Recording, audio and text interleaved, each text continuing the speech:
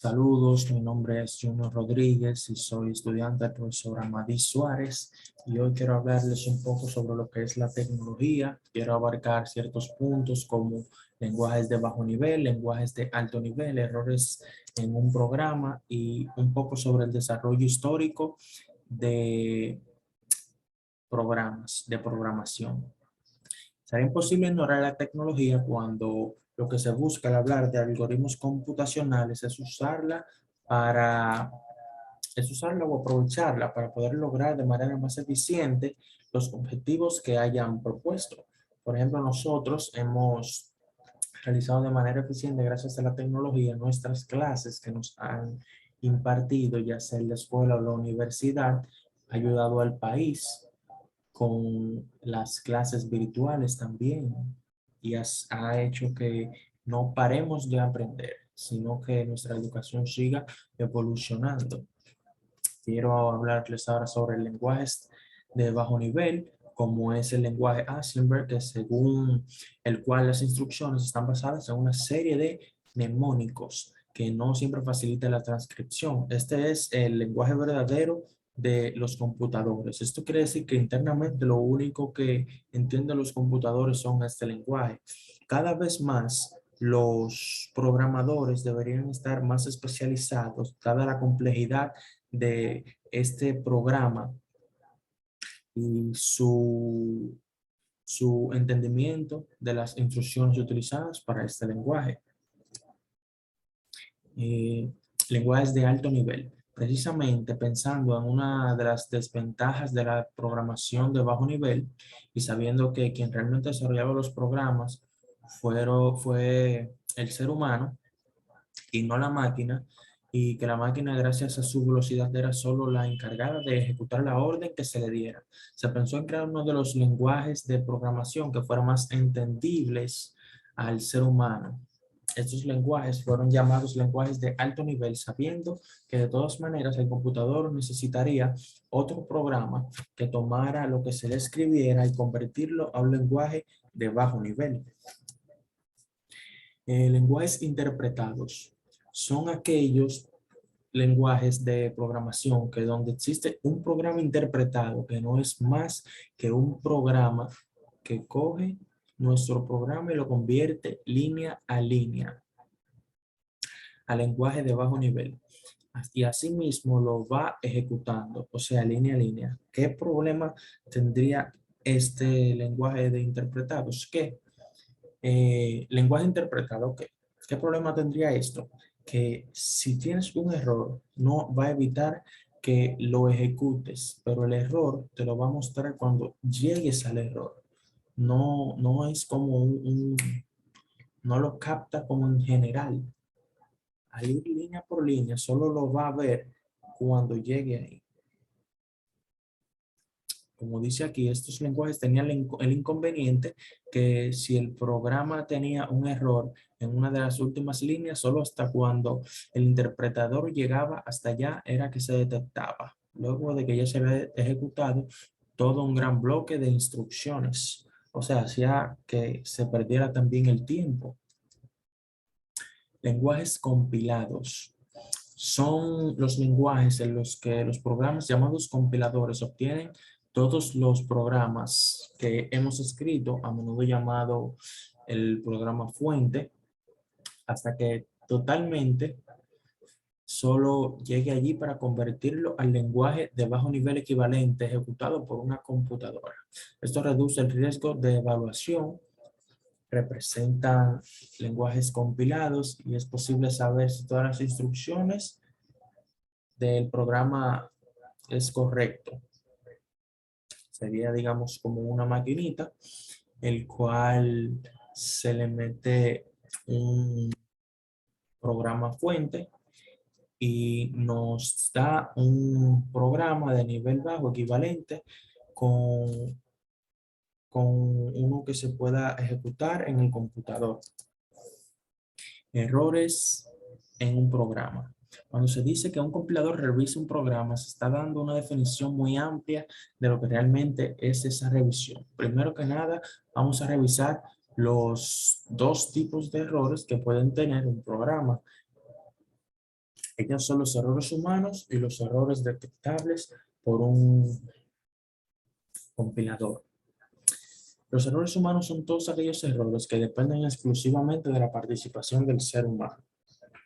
En el proceso de escritura en el proceso de escritura de un programa, a partir de un algoritmo, obviamente, es evidente que son errores que no son detectados en estos tiempos por un compilador, ya que depende exclusivamente de la visión, práctica, experiencia y conocimiento que tenga un programador. Los errores humanos son de tres tipos: errores de concepción, errores lógicos y errores de procedimiento. Los errores de concepción es un tipo de error que se representa cuando el programador cree que tiene el objetivo claramente identificado y entendido y resulta que no es así, lo cual es evidente que finalizado el programa seguramente habría logrado un resultado totalmente diferente a lo que inicialmente necesitaba lograr. Por ejemplo, si en un banco te piden que hagas un programa para los créditos de los clientes y haces el programa sin informarte antes de qué forma lo hacen ellos, pensando que se hace igual que en todos los bancos, estarías haciéndolo bien, pero al final estaría mal. Me explico. Porque si ellos, por ejemplo, dicen, dependiendo de dónde viva el cliente, es la tasa, por ejemplo. Entonces tú piensas que la tasa es igual para todos, pero en este banco es diferente. Entonces harías todos los procesos bien, pero al modo tuyo, no al modo que ellos necesitan. Errores lógicos. Son los errores que se presentan cuando no se ha comprobado apropiadamente a través de la prueba de escritorio, la efectividad de un algoritmo. Estos errores son solo detectables a través de dicha prueba. El computador nunca nos va a hacer recomendaciones dentro del campo de la lógica. Errores de procedimiento. Son errores que ocurren cuando la meta es clara y se hace un plan. El algoritmo en general está bien, pero la prueba de escritorio no funciona bien. Es decir, se completa la prueba de escritorio, pero lo hizo mal. No nos dimos cuenta. Además de eso, estábamos seguros de que el algoritmo sea correcto. Por eso no es solo importante probar el escritorio, debe evitar errores lógicos y funcionar bien, adhiriéndose a las instrucciones. Errores detectados por un computador. Son los errores más sencillos, ya que los compiladores modernos no solo dicen cuál es el error, sino que además de orientar en dónde puede estar dicho error, es muy importante que sepa que en cuanto a los errores detectados por un compilador, usted debería saber dos cosas: qué significa y qué representa. ¿Qué significan? Debido a que normalmente los compiladores son desarrollados fuera del país y los errores salen como un aviso en inglés. Entonces, debe saber qué significa. Simplemente es conocer su traducción literal, no más. ¿Qué representa? Eso es lo más importante, un aviso de error generado por un computador, ya que la representación de un error es lo que realmente nos va a permitir corregirlo apropiadamente. Aquí tenemos dos errores que ya sería, el segundo no es tanto como un error, y les voy a explicar el porqué un poco más adelante. Errores de sintaxis. Son las omisiones que cometemos cuando transcribimos el programa. Es normal que se nos olvide cerrar un paréntesis o o que hemos abierto un paréntesis que hemos abierto. Sí, ok. Y se nos puede olvidar también el declarar una variable. El compilador nos dice a través de un aviso cuál es el error y nos ubica aproximadamente en dónde está. Por ejemplo, en Python, cuando te hace falta cerrar un paréntesis y ejecutas, te dice que hay un error, por ejemplo, en tal línea, línea 15, hay un error, entonces lo buscas y vas deduciendo qué es lo que le falta. errores de precaución son recomendaciones técnicas que que el compilador nos hace para que el computador nos garantice el correcto funcionamiento del programa. Podría decirse que no son errores como tales, pues el programa puede ejecutarse aún a pesar de tener errores de precaución, con la pequeña diferencia de que es muy posible que los resultados finales no sean lo que esperemos. Un poco entonces sobre el desarrollo histórico de la programación. La programación ha ido evolucionando y avanzando, haciéndose cada vez más fácil y brindando herramientas técnicas para la utilización de los computadores sencilla y simplificadamente.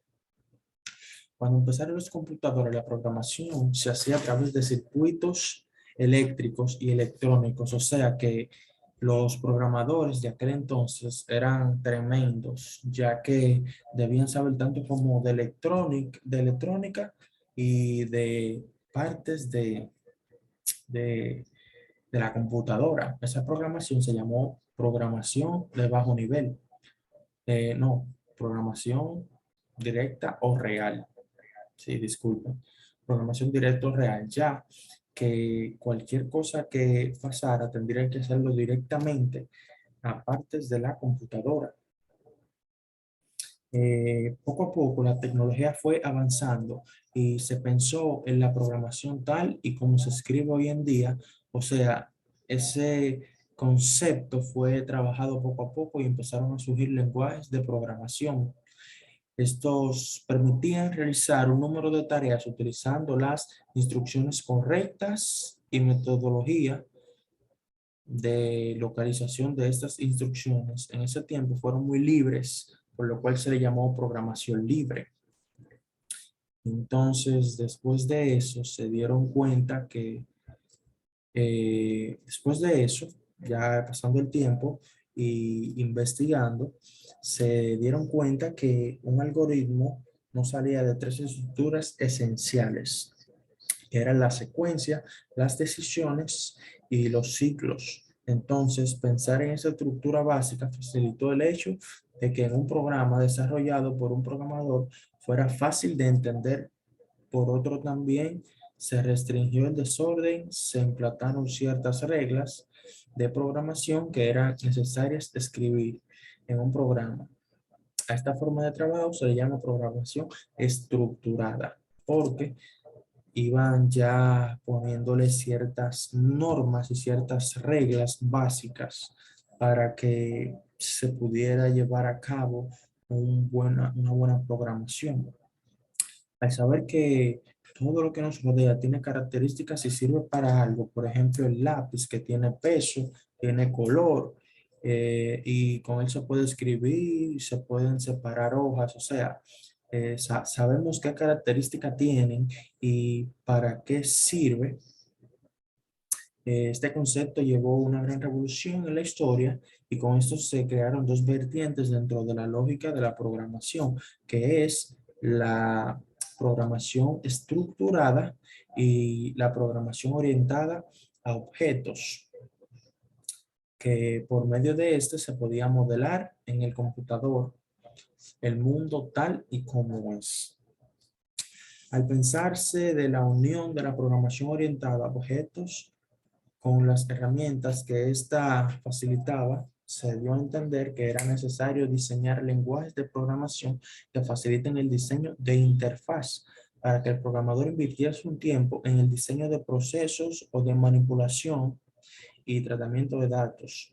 Entonces, fue cuando entraron al mercado de lenguajes visuales y se incorporó al desarrollo de programación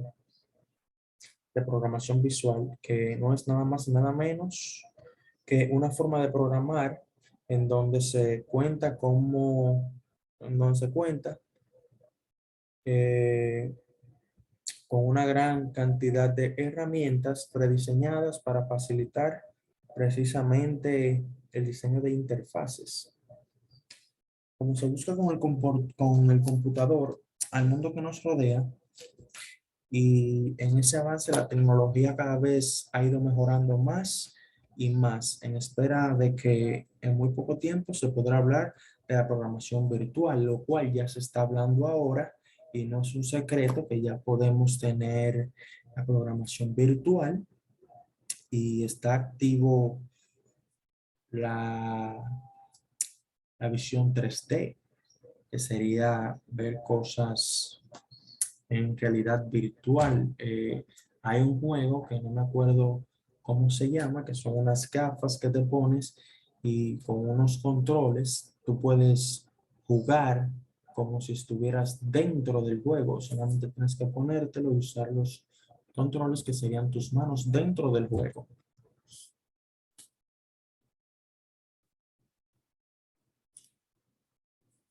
Los números binarios y su importancia. Los números binarios forman parte del sistema binario, un sistema numérico utilizado generalmente en informática, en el cual los números se representan solamente mediante cifras, ceros y unos. Al igual que sucede con los números decimales, podemos colocar números tanto a la izquierda como a la derecha del punto o la coma decimal para indicar valores mayores o menores que 1. Un dígito binario por sí solo, como 101 o 1001, se llama un bit en lenguaje informático, palabra que viene del inglés binary digit. Por ejemplo, 11010 tiene 5 bits de longitud porque tiene 5 números. El sistema de numeración binario tiene muchos usos que van desde la programación de microprocesadores a la transferencia de datos, al cifrado de información, hasta la comunicación digital, electrónica y otras áreas relacionadas. Ahora quiero dejarlos con un video que explica cómo llevar un decimal a número binario. Para llevar un número decimal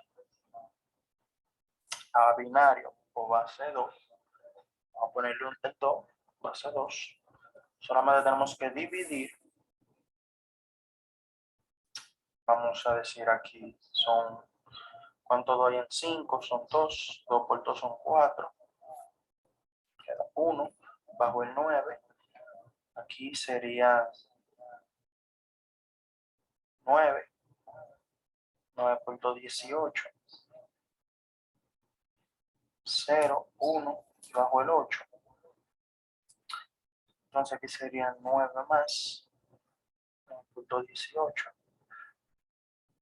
y sería un 0. Este es el número que nos va a interesar. Entonces, lo hacemos en forma de escalera con el mismo 2. Digamos que es 1, 2 son 2, 0, bajo el 9, 4, y 4 por 2, 8, queda 1 y bajo el 9. Son entonces 9, 9 por 2, 18, y queda 1. Seguimos aquí. 2, 1 no se puede, entonces 14 serían 7 por 2, 14, 0 bajo el 9 sería 4, 4 por 2 son 8, me queda 1. Entonces aquí continuamos con el 2, 7 a 2 son 3, 3 por 2 son 6, queda 1, son 14, son 7 por 2, 14, queda 0.